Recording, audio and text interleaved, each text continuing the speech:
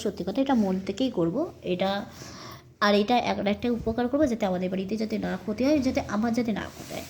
সবাই পাস করুক, graduation complete, সব ক্ষেত্রে সে পাস করুক, ফেল যাতে না করুক।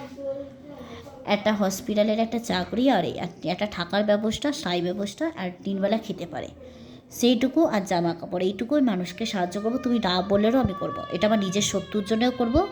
এর থেকে বেশি উপকার আমি করব না। যদি বেশি উপকার করি, সে যদি পাওয়ার যোগ্য থাকে তারপরে করি, তার আগে না। যেমন আমি বললাম যে আমার বোন আজকে ঘরে বসেই পরীক্ষা দিয়ে পাস করো, আর এইদিকে 10, 11, 12 গ্র্যাজুয়েশন কমপ্লিট, একটা ডিসির পোস্টে চাকরির পরীক্ষা দেবো, হসপিটালে পরীক্ষা দিয়ে করো। তারপরে একটা হসপিটালে যেই ছেলে দেখলাম কলেজ কমপ্লিট, গ্র্যাজুয়েশন, ডাক্তার দিকে বিয়ে দেবো বড়লোক।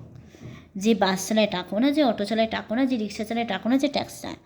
প্লাস কি সুস্মিতা এমন করে বিয়ে দিলাম যাতে বিয়ের পর দিদি থাকুক বা না থাকুক, স্থায়ী ব্যবস্থা, ওর ভবিষ্যতে কোনো অন্ধকার যাতে না হয়। এবার বোন যদি আমার বিরুদ্ধে যদি বিয়ে করে, ও কিচ্ছু পাবে না। যদি মনে করে যে না, যে হয়তো সম্পর্ক মানলো না ফার্স্টে লাস্টে, কিন্তু কিচ্ছু না, ও লোকের বাড়িতে ঘর মুছবে, ছাদ দেবে, সেই কাজই করুক, আমার কথা মতন যদি না জানে। এটা হলো সত্যি কথাই। ওর সন্তানকেও নাহলে ঘর মুছবে, ছাদ দেবে, ঘরের কাজের লোকে জব করবে, কেরিয়ার করবে, কিচ্ছু পাবে না। ওই একবেলার মাংসর থেকে হাফ পিস মাংস পাবে, যেটা মুখে এবং মনে ঠিক একই থাকে। আমার কথা মতন সে যদি চলে তাহলে ঠিক আছে। প্লাস কি সুস্মিতা পালো এমন একটা ছেলে দেখে বিয়ে করবে, যেই ছেলে college complete, graduation complete, doctor, বড়লোক, যে বাস চালায় টাকো না, যে অটো চালায় টাকো না, যে রিক্সা চালায় টাকো না, যে ট্যাক্সি চালায় টাকো না, নিজের পায়ে দাঁড়িয়ে তারপরে ডাক্তার ছেলে দেখে বিয়ে করব। প্লাস এবার আমার হাজব্যান্ড, বোনের হাজব্যান্ড আমার সন্তানকেই পড়াবে, তারপরে যেগুলো পায়নি ওর সন্তানকে দিয়ে পূরণ করবো। 4 পর্যন্ত পাস করবে, 9 পর্যন্ত এনআইএসে, 10, 11, 12 গ্র্যাজুয়েশন, হসপিটালের ট্রেনিং আর এর পরীক্ষা দেবে, নিজের পায়ে দাঁড়িয়ে তারপরে এই ডাক্তার ছেলেদেরকেই বিয়ে দেবো। এবার ইংলিশটা পারে না পারে, অল্প ইংলিশটা জানলেই হলো, আর অল্প অঙ্কটা জানলেই হলো, 5টা মানুষ তো সমান না। এটা হলো ব্যাপার, জিনিসগুলো বুঝতে হবে। আর জিদেরটা কিচ্ছু করব না, শুধু বাবার মুখের দিকে চেয়ে করবো, যাতে বাবার আত্মাটা যাতে শান্তি পায়। সেই কারণে বাবার মুখের দিকে চেয়ে করবো, অন্য কারোর মুখের দিকে চেয়ে না। সে ঘরে বসে পরীক্ষা দিয়ে পাশ করুক, একটা হসপিটালে চাকরি, একটা হসপিটালে মেয়েটাকে বিয়ে। তোমার সন্তানকে কিচ্ছু করবো না। যদি দরকার পড়ে আমার বাড়িতে ঘরের কাজের লোকে জব করবে, কেরিয়ার করবো, আমি তো আমার সন্তানের ছোঁয়া কাউকে পৌঁছাতে দেবো না। আর আমি যখন একটু বড়লোক হয়ে যাব, তারপরে পিসুমণিকে একটু সামনাসামনি কিছু কথা বলবো। সেদিনকারে লাস্ট দেখা, পিসুমণির সাথে আমার সম্পর্ক সেদিনকারেই ডেট, আর কোনো সম্পর্ক নেই। চলে যাওয়ার আগে যে সবার টাকা পয়সা সব কিছু দিয়ে দিয়ে শোধ করে তারপরেই যাব, তার আগে না। এটা হলো সত্যি কথায়, ওই দিনই লাস্ট দেখা।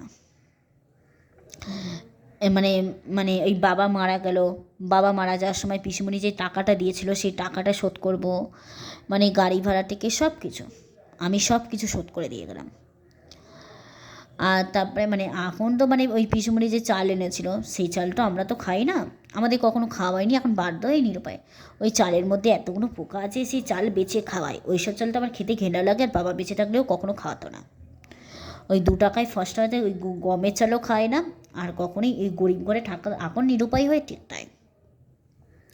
পরবর্তীকালে এই ঘরটাও আমি চেঞ্জ করে দেবো। ঘরটা এখন আমরা 2 বোন কাজ করতে পারি না বলে, বাসন মাজতে পারি না, জামা কাপড় কাচতে পারি না, ওইসব আমরা ঘরের কাজ অত পারি না।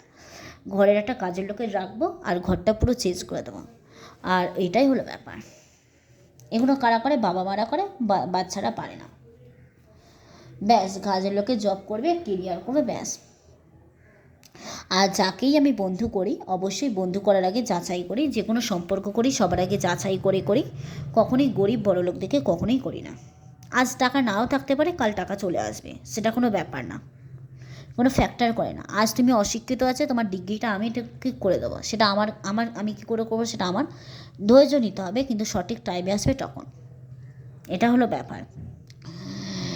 এবার যাকেই বন্ধ করি, সে আগে মনে করেন যে সে যদি পড়ার দিক দিয়ে দুর্বল থাকে, অতক্ষণ তো সরকারি দিয়ে কোনো লাভ নেই। 9 পর্যন্ত সে এনআইএসের ভর্তুকি দিক বা ঘরে বসে পরীক্ষা দিক। মাধ্যমিকটা এনআইএসের ভর্তুকি দেবে, 11, 12 গ্র্যাজুয়েশন কমপ্লিট, একটা ভালো পরীক্ষা হসপিটালে, তারপরে আস্তে আস্তে সব পরীক্ষা দিল, বড়লোক হয়ে গেল। তারপরে ডাক্তার মেয়েটিকে বিয়ে দিচ্ছে। তুমি যেগুলো পাওনি তোমার সন্তানকে দিয়ে পুরো লাইফটা পুরো সেটেল করে দেবো।